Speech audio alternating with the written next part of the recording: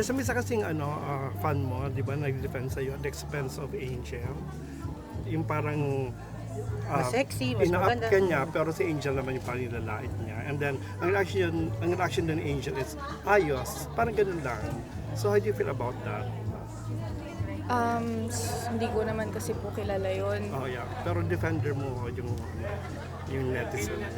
Sana wag na lang ganun. Kumbaga parang sana wag na lang. Bakit kaya kailangan ganun? Palaging pag meron tayong gustong puriin, meron tayong lalaitin. Bakit hindi na lang natin puriin ng walang lait? Kumbaga wag na lang tayo manakit ng iba para lang ma-uplift yung isa. Kumbaga ganun. Sana ganun na lang tayo lagi. I think the world would be a better place kung ganun. Social media world that Dahil is. dito parang nagkakaroon ng silent war daw between you and Angel because of this fans na rin. Na parang Nagkaaway-away. pinag-aaway kayong dalawa. There is silence but there's no war.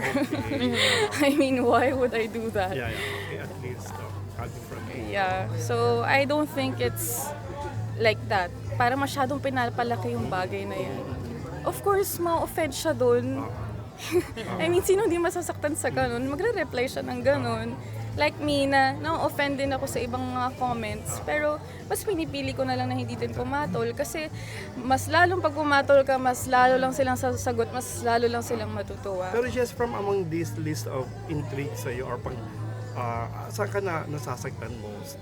Yung kay Angel, dun sa FHM? Honestly, wala na din akong mas masasaktan pa kasi sabay-sabay na lahat. So parang wala naman.